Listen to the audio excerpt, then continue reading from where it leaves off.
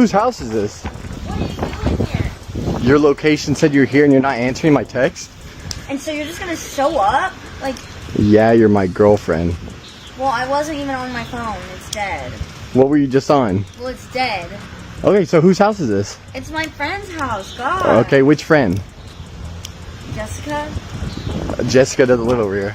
Okay, well, what do you want me to do? Okay, is this the guy's house? I mean, kind of. Yes or no? Yes, it is. Is it a date? Are you cheating on me? No, it's just like a hangout. Okay, so why anyway? I'm gonna make him come out and I'm gonna tell him everything. Go! Uh-oh, what do we have here? It looked like husband, look like he's getting mad. He wants to see her phone and she's not having it. Oh my God. She ain't going down without a fight. Look at her. Oh my goodness. Why do it have to come to this? Obviously there's some infidelity going on and the man wants to confirm that she's not cheating. Wow. Oh God. I hope this is him coming to pick up his damn shoes. What you doing here? I'm just coming to pick up Tyrone stuff, that's it. Okay, I didn't know you was coming here. Tyrone at work, I don't want no problems. Why did he send you and he didn't come? He's at work, he's working. The rest of his shit right here. The rest of his shit right here. Okay, that's it. Next time, don't come to my house without my permission. Because it's weird as fuck that he sent you in the first place. Because Tyrone is working. Okay, it doesn't matter. Like I said, you're not allowed to be coming to my house. This is the last time you're allowed to be picking up anything that got to do with Tyrone. So you can just go ahead and start taking his shit. Why are you throwing his shit? Like I said, you might as well go ahead and get the rest of his shit. Your fucking face yet? Excuse me? Baby mama. Excuse me? You need to chill out. Lower for your real. tone Like, I'm trying and to get the be rest cool of his with you. goddamn shit I'm before trying I to be end up slapping you in your motherfucking face. trying to be And those the last little pairs of shoes that I bought his ass. Because matter of fact, these are all the shoes that I done bought him. Excuse me? Bitch, like I said, get the rest of this shit and get the fuck out of my parking lot with all this drama. Because I'm not finna But deal with just this. know. Just know. Just know what? Because it sounds like you're trying to threaten me. Scared. Bitch. It's actually funny how you didn't want him, but now that someone else does, suddenly there's a problem. Now you're out here trying to start drama with her? Why are you so upset that someone came and picked up the things you left behind? There's a reason he's your ex in the first place. And now you can't handle it because he's being loved properly by someone else and treated the way he should have been treated all along. Maybe it's time to focus on improving yourself, girl. Otherwise, you might end up alone for a long time. I'm gonna make some dinner. The guys can put the rest of my stuff together, so I'm gonna cook for them. Fuck you mean you gonna cook for them? These men is working late. You know what time it is? I'm gonna feed these men. They ain't eat shit. Okay, them niggas should have ate for they came. You working for money, not food. Come on, dude. You know it's called hospitality. Like, be for real. Don't start with that insecure ass shit. That ain't hospitality. You doing too much. Man. You doing too much. Y'all eat tacos? Nah, man, I'm good. Man, listen. Crazy. Nah, y'all are good. I'm gonna cook y'all something. Like, these men doing me a favor. You cook them some shit if you want to. Boy, you ain't gonna do shit but shut the hell up and keep paying these bills like you always do. Don't forget who run this shit. Hell you talking about? Fuck off my... This situation starts off looking simple, but it quickly turns into a full-blown argument. She says she's going to cook dinner for the workers because they're staying late and haven't eaten. In her mind, it's just basic hospitality, nothing more, nothing less. But her partner doesn't see it that way at all. The moment she says she's going to cook for them, he immediately questions it, clearly uncomfortable with the idea. She gets defensive and insists she's just being kind to people who are working hard. She even downplays his reaction, telling him he's being insecure and making it into something bigger than it is. He, on the other hand, feels like boundaries are being crossed right in front of him. What she calls hospitality, he sees as disrespect. As the conversation goes on, neither side backs down. The tone gets sharper, emotions rise, and what started as a simple act of kindness turns into a serious relationship conflict about respect, boundaries, and trust. I don't know. Women, y'all don't understand, bro. And I ain't harping over a past relationship, but the choices y'all make fuck the kids up too. Like, my son, he was just leaving, gonna go back with his mama. He driving off, and then, you know, she pulled back in the driveway because he crying.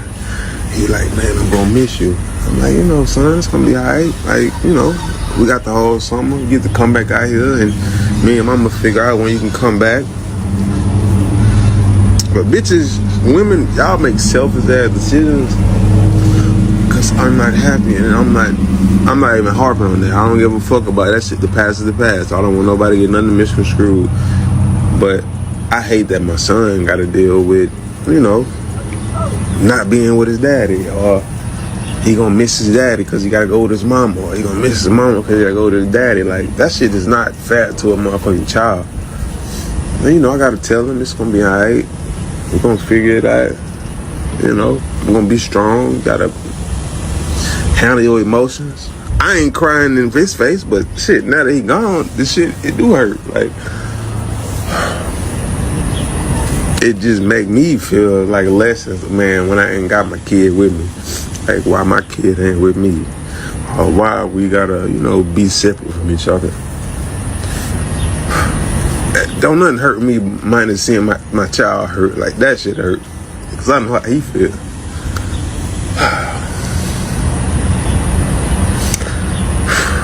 Bro, this shit is fucked up. Like, but it's like, what can I do? I gotta be strong for him, and I gotta just let him know we gonna figure it out. Like, my little dog birthday tomorrow, and shit, I had spent his birthday with him today. Or yesterday.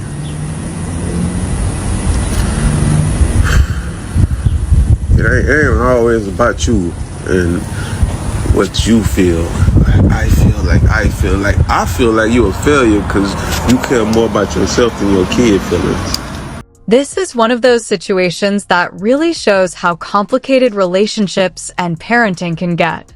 The man starts off venting his frustration, saying he doesn't understand women and how certain decisions in relationships can have long-term consequences. He makes it clear he's not trying to dwell on the past, but he feels hurt by how things have played out. His main focus quickly shifts to his son. He talks about a moment where his child was leaving to go back to his mother's house and became emotional at the driveway. The child didn't want to leave, and that moment hit him hard. Even though he tried to stay strong in front of his son, reassuring him that everything would be okay and that they would figure out the schedule, he admits it still hurt deeply after his son left. He expresses frustration about co-parenting and the emotional toll it takes on a child having to constantly move between parents. In his words, it doesn't feel fair to the child to always be separated from one parent or the other. He tries to stay positive in front of his son, but behind that strength, he's clearly struggling. As his emotions build, he reflects on how painful it is to see his child upset. He says nothing hurts more than seeing his son hurt because he understands exactly how he feels. Then his frustration turns into a broader reflection. He feels like some decisions made in relationships end up affecting children the most, even when they had no choice in the situation. He questions how he's supposed to balance being strong for his child while dealing with his own emotions at the same time. He also talks about missing important moments, like his child's birthday, and how that adds to the feeling of loss and separation. The tone becomes heavier as he admits that even though he tries to stay strong, it still hurts deeply when his child isn't with him. He feels like he has to constantly remind himself to stay strong, even when he's emotionally breaking inside.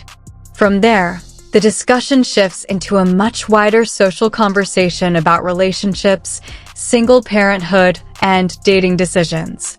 Different voices start sharing opinions, some warning younger people to be careful about who they build families with, while others challenge those claims and push back against generalizing or labeling people. One speaker talks about personal experiences as a single mother, sharing struggles, multiple responsibilities, and emotional challenges.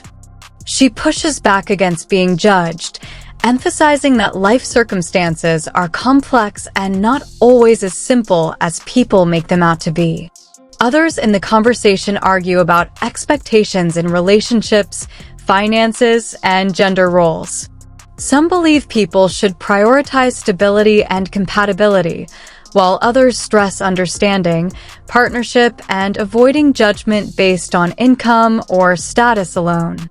The discussion becomes divided between accountability, healing from past experiences, and trying to understand what truly makes relationships and families work.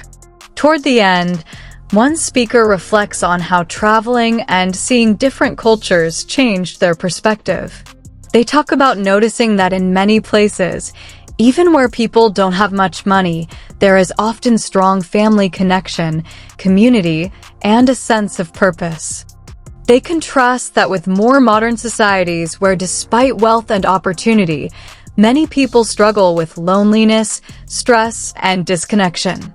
This leads to a final reflection on what actually matters in life: family, relationships, responsibility, and emotional connection.